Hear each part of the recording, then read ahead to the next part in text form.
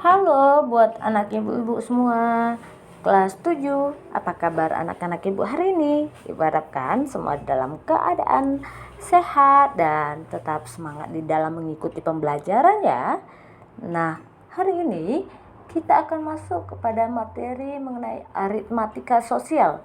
Nah, jadi untuk aritmatika sosial ini, Ibu harapkan anak-anak lancar di dalam hitung-hitungan, baik dalam penjumlahan, pengurangan, perkalian maupun pembagian ya. Kemudian ini mempelajari aritmatika sosial ini sangat berguna untuk kamu di dalam kehidupan sehari-hari, terutama atau terkhususnya dalam proses jual beli atau berbelanja ya nak ya, supaya kamu paham apakah kamu untung apakah rugi. Terkhusus juga jika ada orang tua atau keluarganya yang memiliki usaha jualan, ini juga bisa kamu pelajari ya, supaya kamu lebih memahaminya. Oke? Nah, aritmatika sosial, memahami keuntungan dan kerugian. Di dalam kehidupan sehari-hari, kalian tentu tidak lepas dari kegiatan jual beli ya nak ya, baik sebagai penjual maupun sebagai pembeli. Sebagai seorang penjual, tentu menginginkan untung yang sebanyak-banyaknya, sedangkan sebagai seorang pembeli, tentu kita ingin membeli dengan harga murah semurah-murahnya, ya. Dalam materi keuntungan kerugian ini, lebih kita pandang dari sudut pandang penjual, bukan dari sudut pandang pembelinya. Sehingga kata untung yang dimaksud adalah keuntungan bagi penjual. Begitupun kata rugi adalah kerugian bagi penjual. Jadi yang kita akan bahas di sini adalah lebih ke tukang jualannya ya nak ya, atau sebagai penjualnya, yaitu untung ataupun rugi sebagai penjual. Nah, kapankah seorang penjual dikatakan mengalami kerugian dan kapan dia dikatakan mengalami atau memberikan keuntungan? Mari kita amati aktivitas jual beli berikut. Pak Subur, si tukang bubur ayam. Pak Subur, seorang penjual bubur ayam di daerah Jakarta. Seperti biasa, setiap pagi Pak Subur pergi ke pasar untuk berbelanja bahan pokok untuk membuat bubur ayam. Pak Subur menghabiskan uang 1 juta. Dengan bahan baku tersebut mampu membuat sekitar 130 porsi bubur ayam dan dijual dengan harga 10.000 per porsi. Pada hari itu Pak Subur mampu menjual 110 porsi bubur ayam. Nah, berapa nak? Memperhatikan dia memiliki modal awal adalah 1 juta rupiah. Nah, dengan 1 juta itu dia bisa membuat 130 porsi dengan penjualan dia adalah 10.000 per porsinya. Jadi kalau 130 porsi ini habis, berapa nak keuntungannya? Keuntungannya berarti berapa semua hasil yang penjualannya?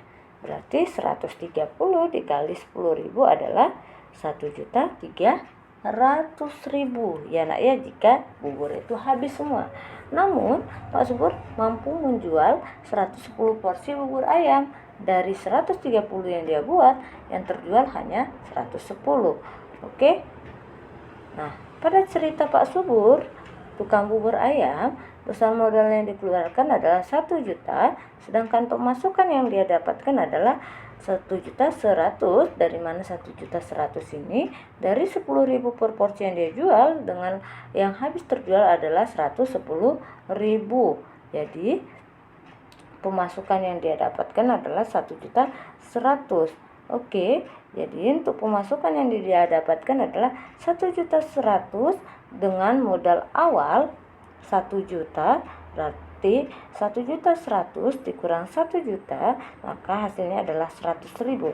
Jadi modalnya sudah balik 1 juta, keuntungan yang dia dapatkan adalah 100.000 dari berjualan bubur ayam pada hari itu. Nah, kemudian Pak Soso, si tukang bakso. Pak Soso seorang penjual bakso di daerah Malang. Setiap hari Pak Soso menghabiskan 800.000 untuk belanja bahan baku untuk membuat bakso. Dengan bahan baku tersebut, Pak Soso mampu menjual 120 porsi dengan 8.000 per porsinya. Oke, dengan 8.000 per porsinya. Oke, dia bisa membuat 120 porsi dengan harga per porsi 8.000. Pada hari itu terjadi hujan di tempat Pak Soso, sehingga bakso yang laku hanya terjual 90 porsi. Oke, 90 porsi. Dia bisa sisa berarti adalah 120 dikurang 90 adalah 30, berarti 30 porsi bakso tidak laku ya, dan yang laku adalah 90 porsi. Nah, pada cerita Pak Soso tukang bakso, besar modal yang dikeluarkan adalah 800.000, sedangkan pemasukan yang dia dapatkan berapa, Nak? Dari yang hasil berjualannya adalah 90 porsi dengan harga per porsi adalah 8.000, maka hasil penjualannya saat itu adalah 720.000. Nah, untung atau rugi dia, Nak? Uang yang dia keluarkan 800.000, sedangkan yang dia dapatkan adalah 720.000. Sudah pasti dia adalah rugi ya, Nak ya. Sudah pasti Pak Soso rugi pada saat dia jualan hari itu. Oke.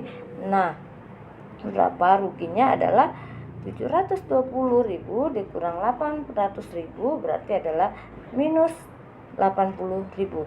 Dengan kata lain, Pak Soso mengalami kerugian sebesar 80.000 dari berjualan bubur ayam pada saat itu.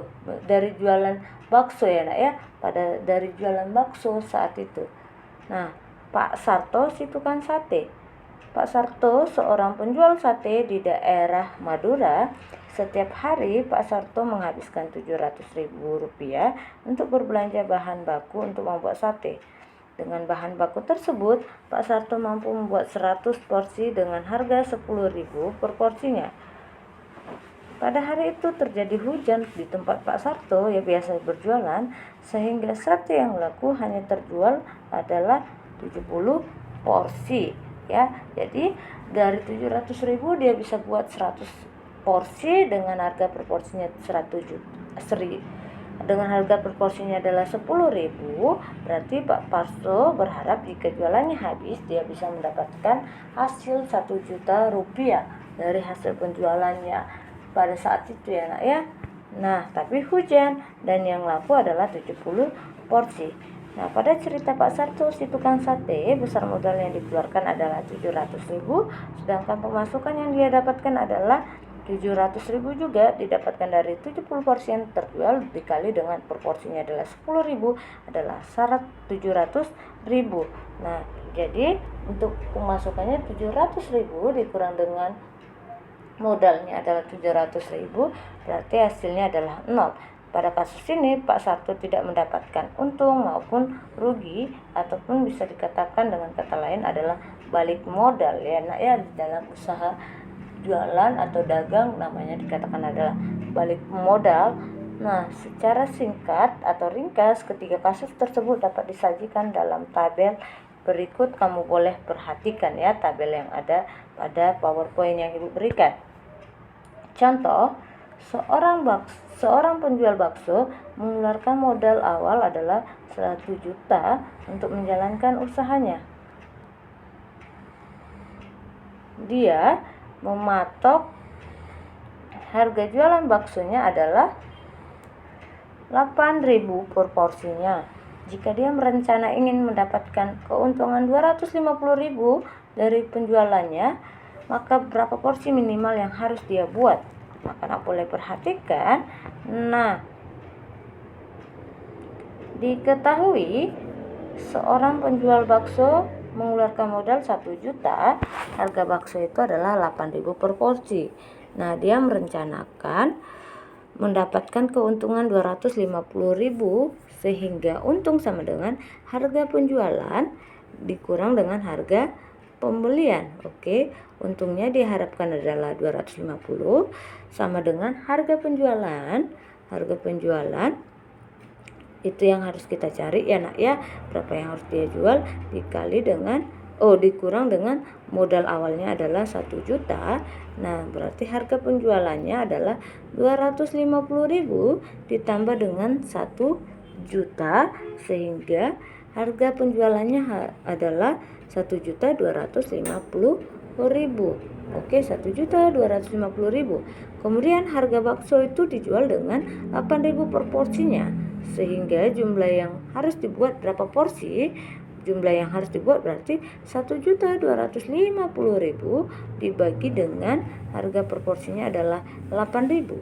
Jadi hasilnya adalah 156,25 ya nak ya, 156,25. Dengan cara singkatnya anak-anak boleh perhatikan 156 itu sudah mendekati ke 156,25, itu mendekati ke 155 atau ke 157. 156,25 mendekati adalah ke 157 ya nak ya. Nah, tapi itu singkatnya. Kalau mau secara detail anak-anak boleh perhatikan jumlah porsi tidak mungkin dalam bentuk desimal ya nak ya. Bagaimana kita membuat bakso satu porsi dengan bentuk desimal, itu tidak logika. Nah, maka kita bulatkan. Kamu perhatikan, kita coba bulatkan ke bawah menjadi 156 porsi ya. 156 porsi itu kan 156,25. Kalau kita buat menjadi 156 porsi, kita kalikan 156 dikali dengan 8.000, hasilnya adalah 1.248.000. Nah, harga penjualannya harusnya dia adalah 1.250.000 jika dia ingin mendapatkan keuntungan adalah 250.000. Jika dia menjual 156 porsi, maka masih kurang keuntungan yang diharapkan, masih 248, sementara dia mengharapkan 250.000. Nah, kamu perhatikan, kalau kamu bulatkan ke 157 porsi, maka 157 dikali dengan 8.000 hasilnya adalah 1.256. Nah, harga penjualannya tadi jika dia mengharapkan keuntungan 250.000 adalah 1.250.000. Nah, kalau dia membuat 157 porsi, berarti dia bisa mendapatkan keuntungan 1.256.000. Berarti dia sudah mendapatkan target keuntungannya 250.000. Jika dia menjual 157 porsi, dia bisa mendapatkan keuntungan 256.000, memenuhi syarat. Jadi, dia akan menjual baksonya adalah sebanyak 157 porsi jika dia ingin mendapatkan keuntungan adalah 250.000 atau lebih ya nak ya, bisa paham ya. Nah, kemudian untuk tugas kamu anak-anak boleh perhatikan buku paket halaman 75. Ayo berlatih 61, soal nomor 1, 2, 3, dan 4. Anak-anak boleh kerjakan di buku latihannya. Terima kasih dan Tuhan memberkati kalian semua. Shalom.